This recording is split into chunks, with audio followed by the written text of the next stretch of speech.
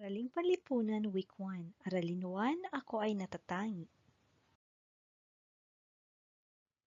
Unang araw ng pasukan, marami tayong makikilalang mga bagong kaibigan.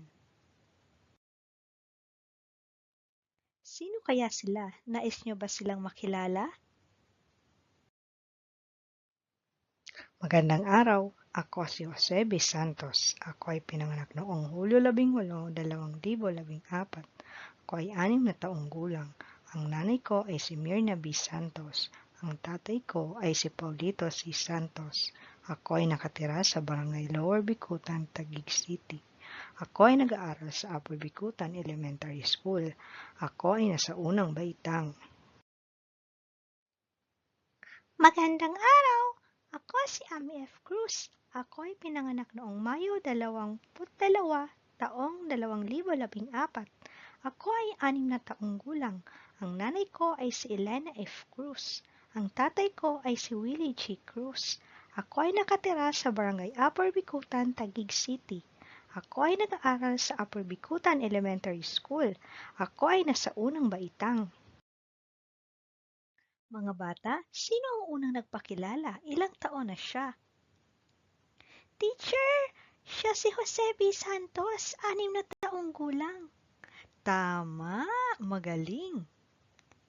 Sino naman ang batang babae na nagpakilala? Saan siya nag-aaral? Teacher, siya si Ami F. Cruz. Nag-aaral siya sa Upper Bicutan Elementary School. Magaling, nakikinig talaga ang mga bata. Ngayon, babasahin natin ang tula. Ako ay natatangi. Biyaya ko sa aking mga magulang. Binigyan nila ako ng sariling pangalan upang makilala ng mga kaibigan. Ako ay natatangi. Ako ay may araw ng kapanganakan. Ngayon ako ay nasa unang baitang. Ako ay natatangi. Ako ay kayumanggi. Itim ang aking mata at buhok. Di gaano matangos ang aking ilong. Ako ay natatangi. Mayroon din ako mga kakayahan. Aking pinapaunlad at pinagyayaman. Nakapagbibigay sa akin ng kaligayahan. Ayon sa tula, sino ang natatangi? Teacher! Ang sabi po sa tula, ako ay natatangi. Tama! Ikaw, ako, at tayo ay natatangi. Ano-ano naman ang mga kakayahan na kaya mong gawin? Teacher, kaya ko pong sumayaw. Magaling! Ikaw po? Kaya ko pong umawit. Tama! Ano pa po? Magaling po ako magsulat. Opo. Ano pa po? Marunong po akong mag-basketball. Magaling. Ano-ano naman ang mga katangiang pisikal ang binanggit sa tula? Teacher, kayumanggi ang balat.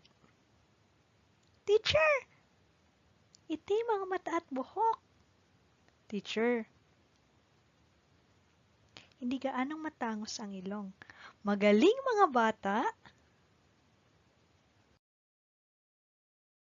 Ang karaniwang batang Pilipino ay karaniwang may katamtamang laki o taas. Ang balat ay kulay kayumanggi. Ang buhok ay karaniwang tuwid at itim.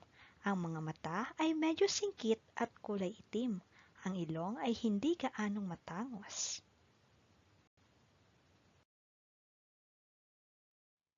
Tandaan, mahalagang malaman mo ang mahalagang impormasyon tungkol sa iyong sarili.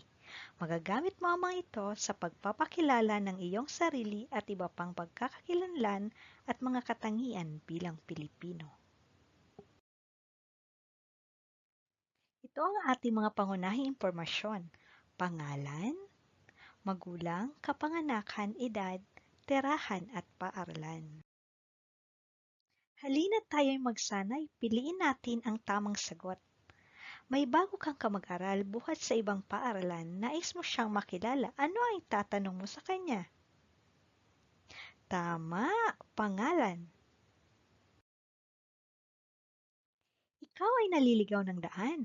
May nakita kang pulis. Anong impormasyon ang ibibigay mo? Tama, tirahan. Tinanong ka ng iyong kaklase kung kailan kayo pinanganak. Anong sasabihin mo? Tama, kaarawan. May dumating na bisita sa kaarawan mo. Tinanong ka kung ilang taon ka na. Anong impormasyon ang ibibigay mo? Tama, edad. Tinanong ka ng tita mo kung saan ka nag-aaral. Anong sasabihin mo? Tama, paaralan. Ito ay lalagyan natin ng impormasyon tungkol sa inyong sarili.